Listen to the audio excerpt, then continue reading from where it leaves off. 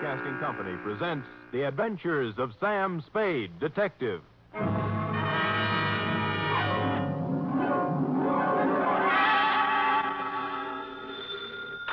Sam Spade, Detective Agency. Me, sweetheart. What was that last? Nothing. That was my teeth chattering. Oh, is it cold out? Out where I was, Effie, I've been swimming. In December?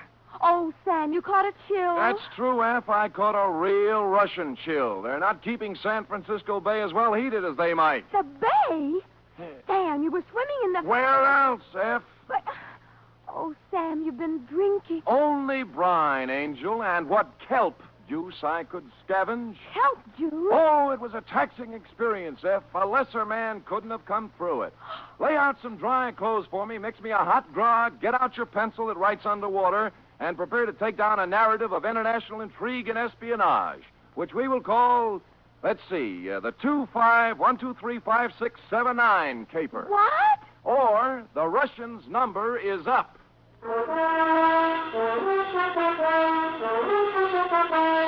NBC invites you to listen to the greatest private detective of them all, as William Spear, radio's outstanding producer-director of mystery and crime drama, brings you The Adventures of Sam Spade. Effie! Here I am, Sam. I was just calling the janitor to see if he could turn on some more heat so you could... Oh, you're not so very wet. Well, I had a dry martini on the way over. Dr. Ames called you a few hours ago. Dr. Oscar Ames. Did he? That was nice. He was worried about you. Wanted to know if you'd been found yet.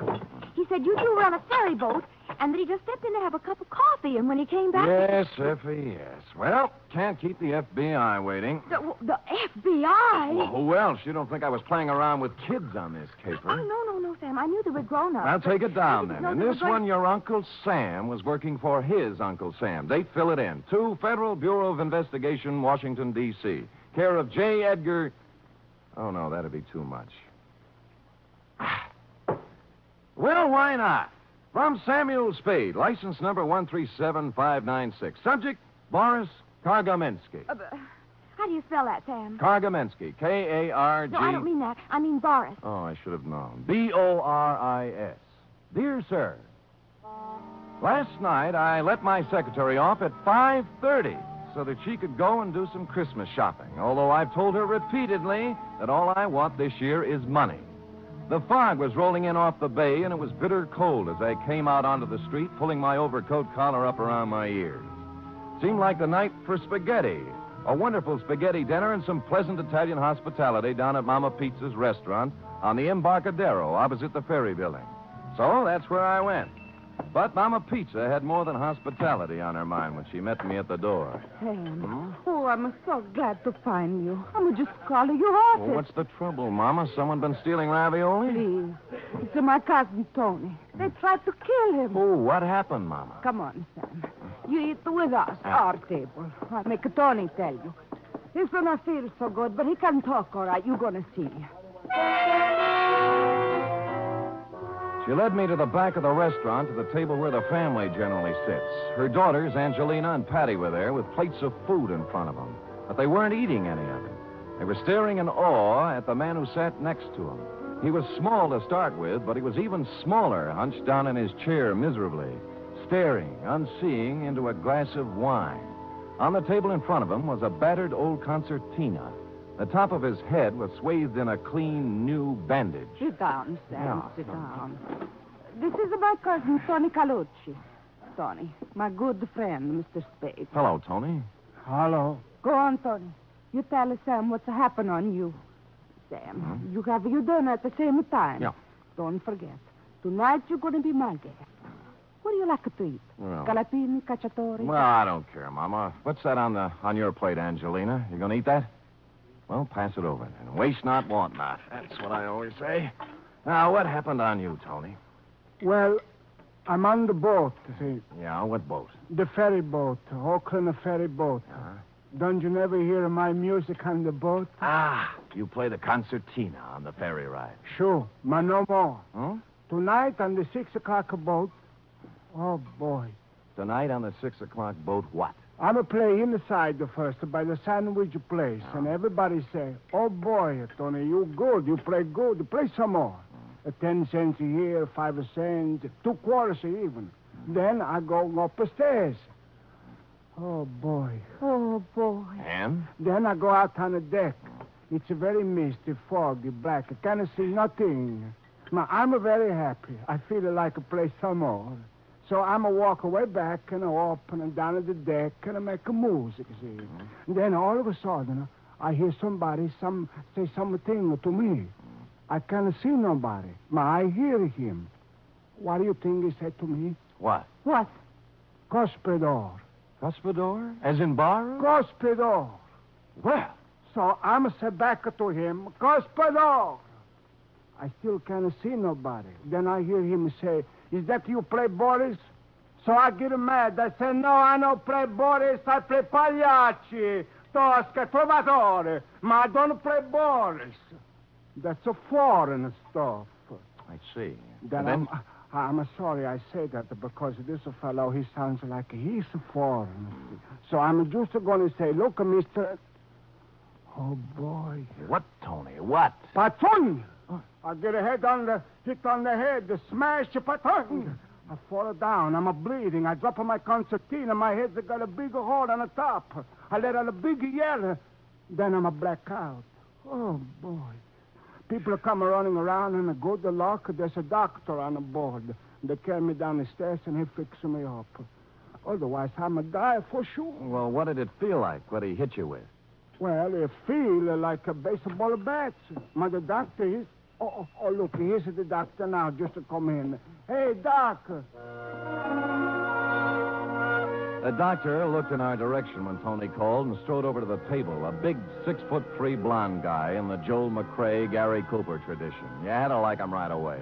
No bedside manner to this doctor, although he could have had as much of it as he liked. He was all business and no kidding. I thought I told you to go to bed and stay there. Well, Doc, I just You want... may have a concussion, Tony. I'll be back here in an hour, and then we'll take some x-rays. My name is Sam Spade, doctor. I'm a friend of the family. Oh, Ames. Dr. Oscar Ames. How are you? Yeah. Dr. Ace, mister, can I get you something to eat? Maybe? No, thanks, Mama. Smells wonderful, but I haven't time. Oh, I'll have a cup of coffee, maybe. Sure. You want time to make a Tony go to bed? Yeah. Go on now, Tony. Go lie down. I'll be back, and we'll check you over. Get some rest in the meantime. All right. Dr. Ames, I don't know. X-rays, the whole thing. I don't know how I'm going to pay you. Never mind that. That's why we charge our Nob Hill patients a little extra, so we're able to do something like this once in a while. This will be on me, Tony. You're good kind of man, Doctor. I don't know what to say. You go on and lie down, Tony. You're embarrassing the doctor. All right. Screwy thing, this one, isn't it, doctor? Sure is. Here's for your coffee. Oh, thanks, Mama. Yeah, sure is. Homicidal maniac, looks like, Mr. Spade. Oh. Spade?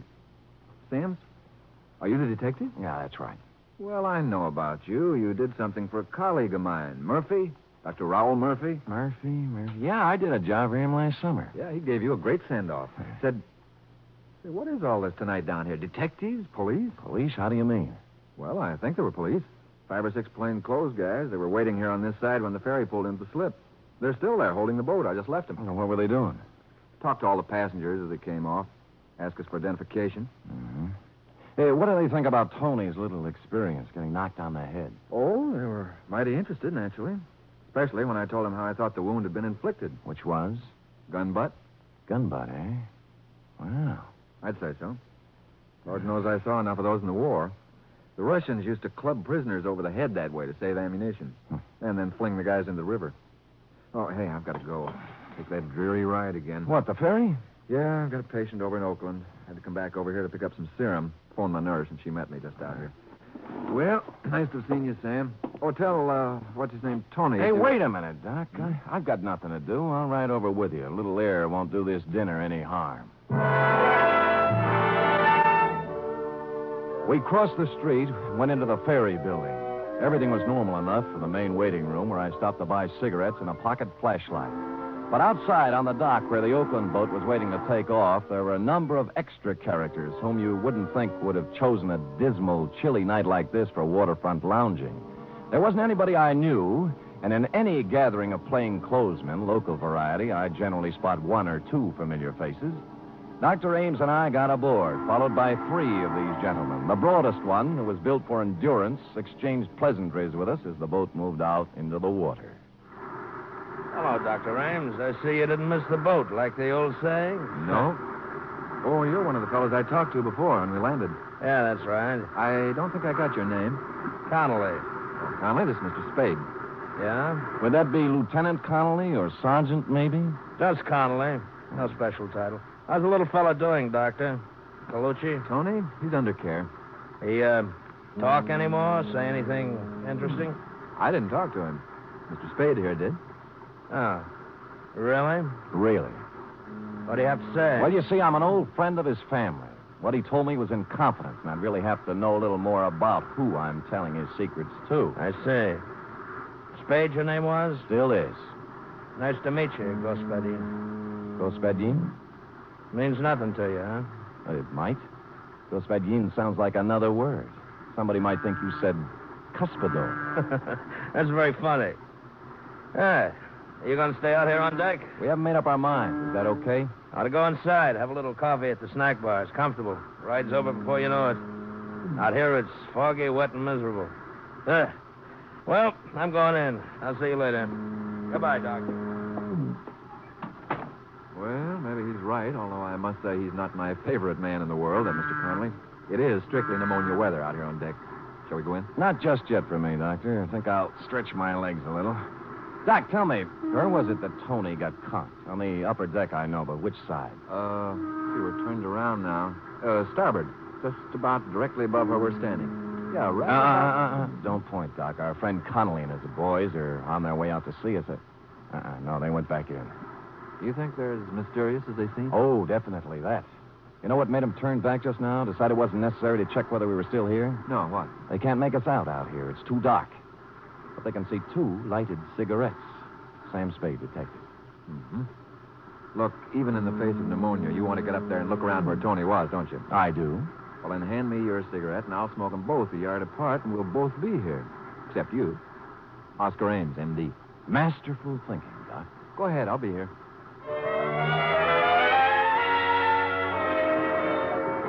So I trod the slippery stairs to the upper deck. The fog was as wet as rain. I couldn't see any more than inches ahead of me with my flashlight. Finally, I stopped about amidship and looked down over the rail. Ames and his 2 cigarettes, tiny red dots of light that grew brighter every now and then as he puffed at them, were almost directly beneath me, so I knew I was just about right. A sudden noise over my head made me shoot my light up toward it. It came from a piece of canvas that had suddenly ripped loose, the canvas that covered the top of a lifeboat. I got up there somehow and perched precariously, holding onto 2 steel supports with one arm. The piece of canvas had been ripped open with a knife, a hole large enough for a man's body to get through. And that's what was in there, sprawled in the bottom of the lifeboat, a man's body.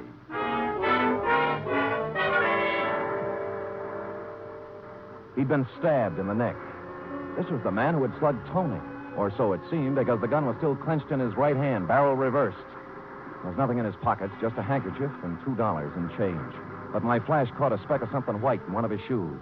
It was a bit of paper with 2 typewritten lines on it.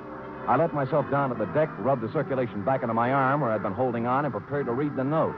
And that's when my flashlight went dead.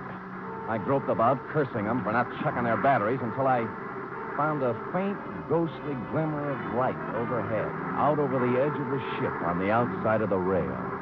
I climbed over, steadied myself against lurching, and lit a couple of matches. It said, International Postcard Shop, Geary Street, SF, greeting card for Boris. I put the bit of paper in my pocket and turned to climb back over the rail. And then something came at me from the black. It caught me full in the center of the forehead. And as I staggered, came again like a block of wood right on the top of my head. It made it burn with sudden fire. Tiny points of light glittered in the blackness, came rushing toward me and grew larger, and I fell crashing over the side.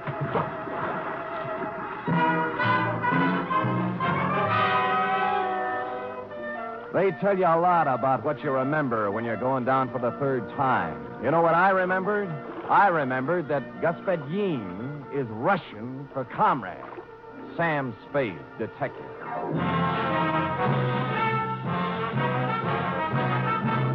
You are listening to the weekly adventure of radio's most famous detective, Sam Spade.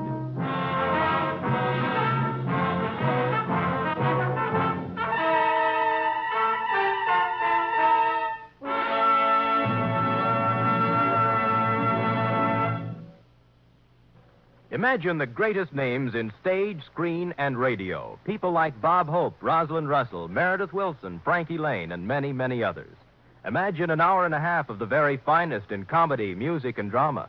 Imagine all this rolled into one wonderful program, presided over by the distaff dynamo, Tallulah Bankhead. Well, NBC has the program. It's The Big Show, heard every Sunday night over most of these stations. All this and Tallulah, too. No wonder it's The Big Show. And Sunday evening also means Theater Guild on the air. This Sunday, Theater Guild presents Boomerang, starring Kirk Douglas.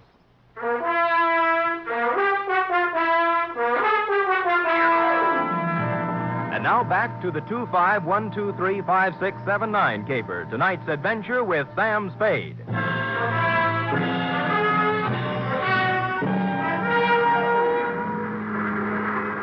I found myself mechanically keeping afloat somehow and trying to get out of my overcoat. My eyes burned. I felt heavy and logged, as if I'd swallowed gallons of water. My head began to clear a little, but with returning consciousness came increased pain, pretty bad, too. From out of the misty blanket, from every direction, in a dozen different keys, from near and far, foghorns sounded. I knew that by now the current had swept me onto the path of the Oakland ferries. The water was chilling me. I turned over and began swimming, just hard enough to keep the blood circulating. The lights of a boat came into sight suddenly, and I threw back my head and yelled. But the horn crying its warning drowned me out, and the boat went on, and the fog closed in behind me.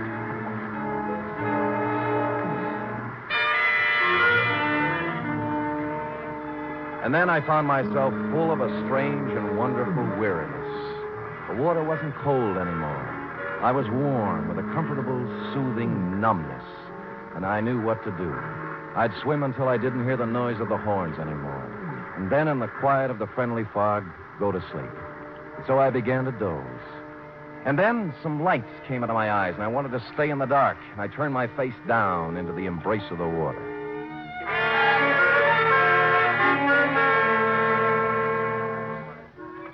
And then I wasn't where you'd expect at all. I was lying on a baggage truck that was moving. People were crowding around, walking beside the truck, staring at me. The guy in uniform, wheeling me, noticed I had my eyes open. Well, hello, pal. Welcome back to the United States. Hello, what part of the United States? Just landing in Sausalito. Lay still. We'll take you over to the hospital. Sausalito. How long before this boat gets back to San Francisco? Right away. Well, okay, I'm going with... Hey, wait there. You ain't in no condition. Thanks, I'll be okay. Half an hour later, shivering and shaking in my wet clothes, keeping my mouth clamped tight so my teeth wouldn't sound like a dice game, I climbed into a taxi at the ferry building and went to my apartment. There I swallowed half a pint of whiskey and rubbed myself with a coarse towel until my skin was sore. Then I looked in the pocket of the soggy suit I'd hung up to dry. It was still there, a piece of paper from the dead man's shoe, damp but legible. International Postcard Shop, Geary Street, SF. Greeting card for Boris. I got up to put on a dry suit and then changed my mind. Put the wet one back on. Good evening. Good evening. Are you the proprietor here? Yes, that's right, sir. 6 years at the same location. Oh, you, my goodness, is it raining out? You really got... Dowsing? Yes, I did. Nice collection of postcards from all over, eh? Yes. South America, every place. Yes, yes. I pride myself on having the most complete possible selection. Was there something you had especially in mind? Yes, there was. Oh? I'm looking for a greeting card for Boris. You... What's the matter? Didn't you hear me? Yes. Didn't you understand? Well, Well, what? It's only that I didn't exactly expect somebody like you. What did you expect? Somebody slinking around in a false mustache, wearing dark glasses, and an Inverness cape? No, You know, with your type of thinking, you may not be the right man for this job, Gaspegi. Now, wait, please, Mr. Lyubov. I thought you were dead. You drowned. Yeah, who told you that? Well, you know. Yeah, well, I didn't drown. I jumped in the water when I heard him coming. You can see how wet I still am. Yes, of course. So you escaped. Easily. Enough talk. Hand it over. The greeting card for Boris. Very well. Let's see. That's San Francisco, of course. He turned and reached down onto the counter. I slipped my hand under my armpit and held my .38 ready in case he came up with something similar. But all he brought forth was a box marked special From this, he extracted something and handed it to me. I took it with a knowing expression on my face, but I didn't know from nothing as to what it meant. All it was an ordinary postcard, that's all. A picture postcard showing the Golden Gate Bridge. Underneath it, the caption, Wonder Cities of the World, number 25, 1235679, San Francisco. Nothing else. I was afraid my mouth was open. What's the matter? Matter? Don't you know how to read the name? It's so difficult, of course. Idiot, certainly I know how. I was just admiring the work, that's all. Oh, it is excellent, isn't it? Look, you'd better go now. You've been in here an awfully long time. We don't want to... No, of course we don't. I'll go, Vespasian. Vespasian, I'm sorry to have been overly cautious. There is no such thing as over-caution. Thank you. You were so... Well, you seem like an American. So do you. I strode out onto the street, clutching my postcard, but I shoved it inside my sleeve a moment later because who I saw standing under the misty glimmer of a streetlight waiting for me was my heavy-set, mysterious friend from the ferry boat, Connolly.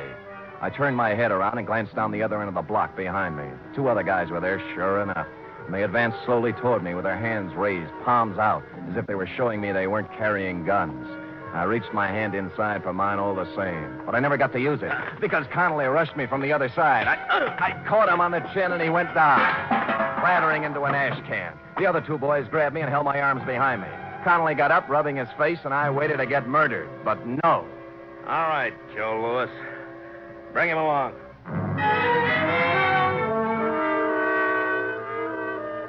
And so they did. We didn't go far, though, just around the corner to a little hamburger place that had a sign on the door saying closed, although there were lights inside. Connolly knocked on the door, and a fellow with an apron came and opened it and locked it after us.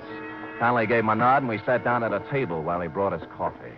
Spade, we've checked on you. You seem to be okay. You stand in good with the department, friend. What department would that be, friend? This department.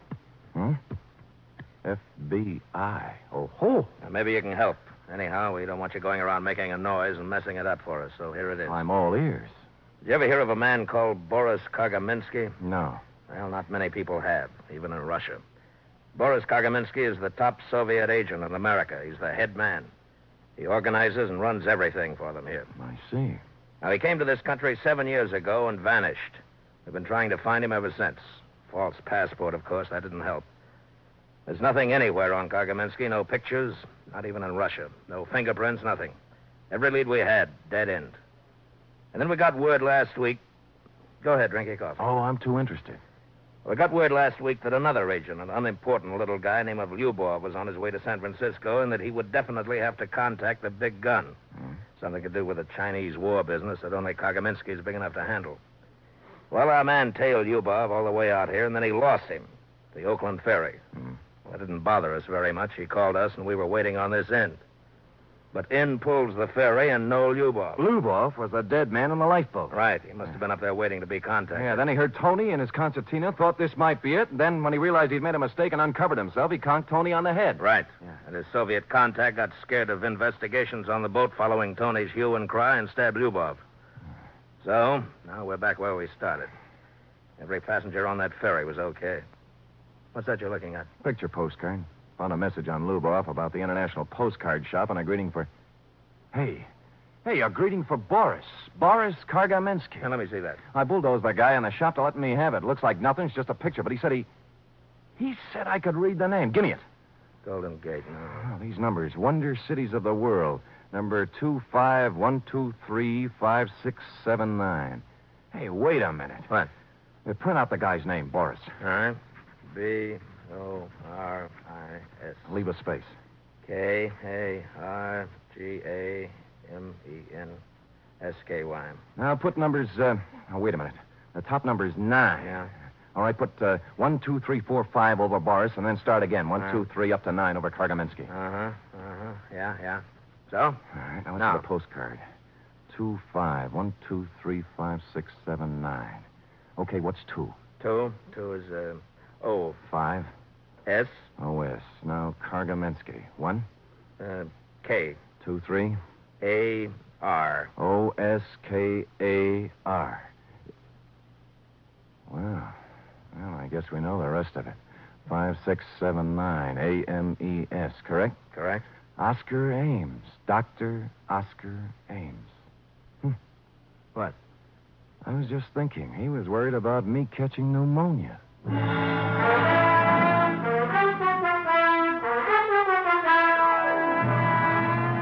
I called Mama Pizza, and from what she said, we knew where to go. We picked him up at the emergency hospital. He was just finishing the operation on Tony's head. We watched him through the glass, and the other young doctor standing alongside us said he was one of the greatest surgeons they'd ever seen. When he unrolled his gloves and took off his operating mask, he looked up and saw me, alive, and the other boys with me. His scalp tightened for just a second, and then he smiled. It was when he reached into his bag that we rushed him, before he could get the little red bottle to his lips. Period. End of report. Oh, Sam. A spy story. Yes, it was, F. Everything. A chase and being thrown in the water and mysterious people and a code message. I'm glad it kept you awake, Angel. Sam, what is it like not to want to be in America? Not to want to live the way we do in America? I can't imagine, sweetheart. I can't either. Sam, about Dr. Ames. Yeah? Do you think that, the way you described him and all, do you think you made him sound too sympathetic? Well, I described him as he was, that's all. But will anybody think that, he was attractive? Well, you missed the whole point, didn't you? Spies don't go around wearing monocles and talking with heavy accents and acting like spies, not the good ones. It's the attractive, lovable, trustworthy strangers that are dangerous. Now, if you'd met Dr. Ames at a party somewhere, you'd be out with him at a nightclub right now, cooing over a drink and giving him the plans to the Brooklyn Navy Yard. Sometimes I can't... Get mad, Sam. I don't even know where Brooklyn is. Lucky for our side. You don't hate me, do you, Sam? Oh, come here. Oh. Now, does that answer your question? Completely. Good night, Sam. Good night, sweetheart.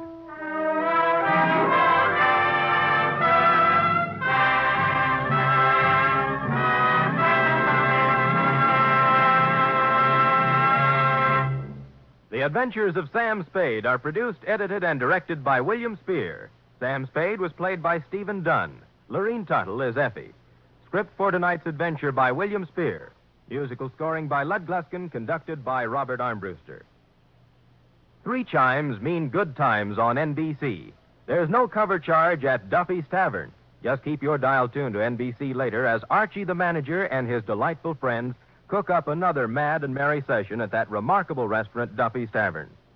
This Sunday, the big show comes your way on NBC again, an hour and a half of the best in comedy, music, and drama, with guests Bob Hope, Martin and Lewis, Rosalind Russell, Frankie Lane, and unpredictable Tallulah as MC. Go ahead. Tell them about the thing. Oh, yes. Sam Spade and Effie asked me to remind you about The Thing. The Thing for kids for Christmas.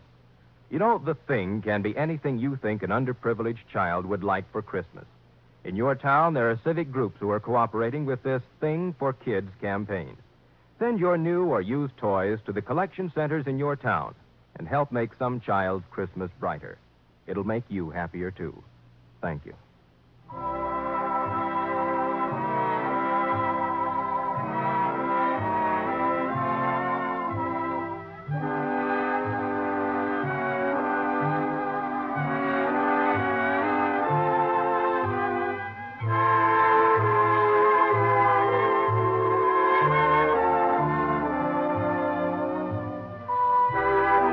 Join us again next week, same time, for another adventure with Sam Spade.